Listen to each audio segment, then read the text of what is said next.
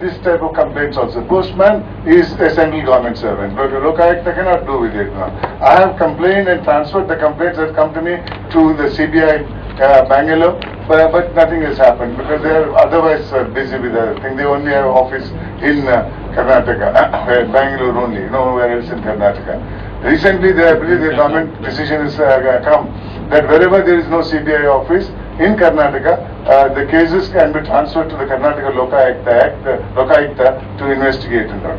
Therefore, in the amongst the central government employees also there is tremendous amount of corruption in the lower level also. Therefore, that should be met also if you want the democracy to be a true democracy and all. My suggestion is, of course, there are lakhs and lakhs and lakhs of central government employees from Himalaya to Kanyakumari and from the east to west. I know that the problem can be easily met by empowering the Lokayukta to initiate an investigation based on a complaint received by it. But Lokayukta team will not go, Lokpal team will not go to that corner and will investigate.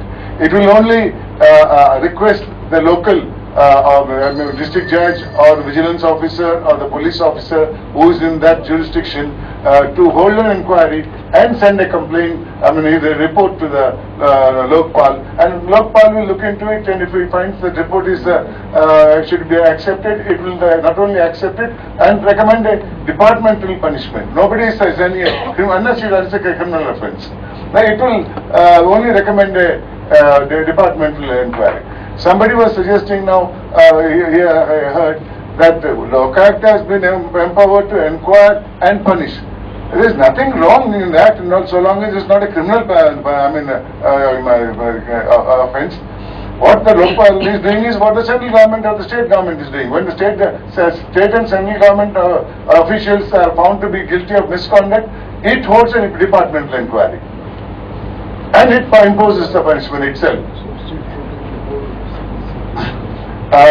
Now, so far as the Lokpal is concerned, it will hold an inquiry, and if it finds it, if an officer is guilty, it will order for punishment and all.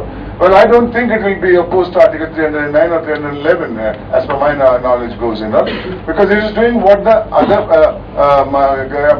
the government is doing and all. Against that order, there is always an appeal to the court. Now, what I really want to convey is this mechanism is necessary to inquire into allegations and grievances. Otherwise, it will be an incomplete body, and the people beyond Delhi will have no access to this body at all.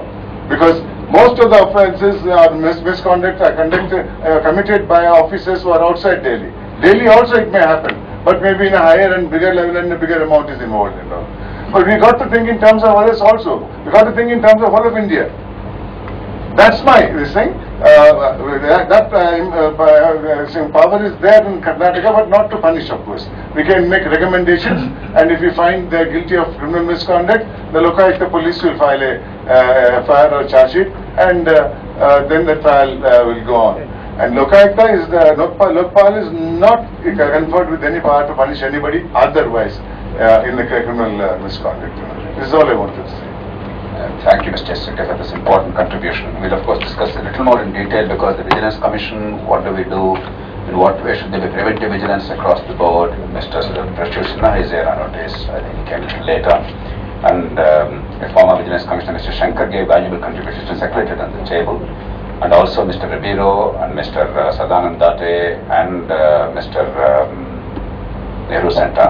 Satish Sani, they made very valuable contributions. I think we have some very good ideas and we will discuss certainly what you're saying.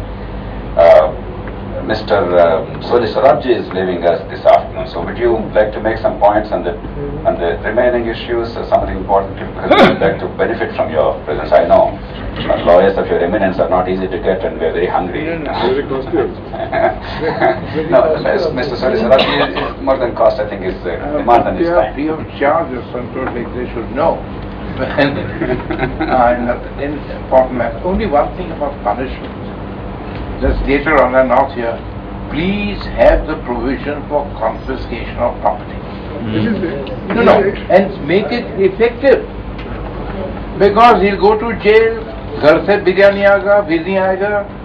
Sister, wife will go and shop in Paris, daughter will go and shop. Real thing is, don't make the corrupt reap the benefits of the fruit. Deprive them of the fruits of the misdeeds. And it is there, as once I had a discussion with Santosh, and he pointed out that make it the forefront. Give it teeth. The court itself can order forfeiture without further inquiry after further full and fair trial. That's one thing I wanted to say.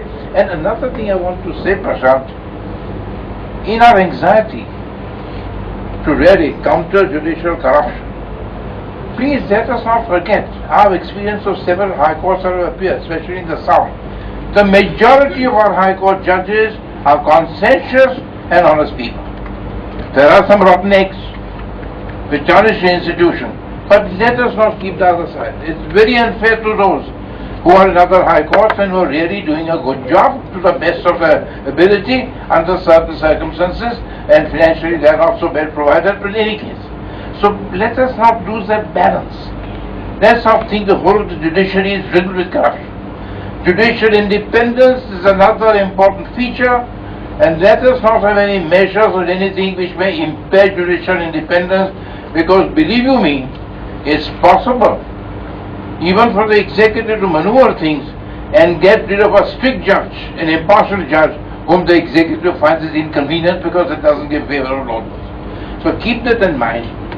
Keep this very important feature in mind in our anxiety to root out corruption. Let us not really make it difficult for honest judges to function independently. That's what I want to say. And I beg your leave to be excused after lunch, because the other factors, not briefs, but I'm in charge of organizing jazz concerts and musicians. Glory be to you. Thank you, sir. JP, can I take a moment? Can I take a moment? Yes. After lunch, हम ये क्यों नहीं करते lunch के बाद कि पहले हम लोग आपको ये प्रेजेंट कर देते हैं जो ड्राफ्टिंग कमेटी ने सोचा है, ताकि उसके बाद जबकि जो व्यूज है उस पर आ जाए, तो थोड़ी शॉर्ट ब्रीफिंग हो जाएगी, तो बड़ा फोकस्ड हो जाएगा. What do you think about it? Yeah. Because there are a lot of misconceptions. Because वो misconceptions पर टाइम जा रहा है, क्योंकि there are answers already, sir. No, you see, the pattern which is being followed is culled out those 18 points. I think it is better to go that way, so that it is not seen as something which is only to discuss a particular draft. You see, I mean, it should be seen as discussing the specific issues. Correct. Which have been. So then it goes back to issues, but कम से कम उस issue का already जवाब होगा. In that context, you can refer as is being done, as is being done. Actually, respect the particular issue. You see, let it not get converted into a debate only on the merits or demerits of a particular draft. It will be, let it remain as it is so far, discussion on certain issues. And of course, all these issues are covered by the draft. Sir, one thing, these 18 issues have been culled out from that draft itself. Actually, these are the 18 issues which are arising out of that draft. That is precisely what I said. नहीं, वो तो ठीक है. What she is saying is, and what Arvind is saying is, कि once in 10 minutes. No, I'm sorry, Prashant. Personally, I don't approve of it. Now, you see, of course, I am not the only one who matters. All of you can decide. But then, you see, we don't want to convert this meat. You see, what I said in the beginning and what I have been telling for the last few days. Our main object of this meet is to dispel the impression prevailing. And I can assure you, everyone from every section has been in touch with me, and I have had a more than 24-hour job. You see, I have been trying to dispel the impression that there is any division in the civil society. And that's what I discussed with JP, and I said, let us have a meet in which everyone is present, and without our saying so, let the media and everyone see that everyone has sat together and they are speaking in one voice, so that this effort to divide the society should not be there. And that is the reason why JP took the trouble of culling out the issues. And as you rightly said, it covers all the points with which your draft deals. Now, if we change the format, and instead of discussing these issues as we have been doing so far, start discussing the bill as such, then you see that impression gets created. I mean, at least that's the way I feel. We all agree with that. We will break up for lunch just one floor down. I'm sorry for this climbing up and down. There was some problem. We'll meet at 2 o'clock, sir, with your permission. Thank you.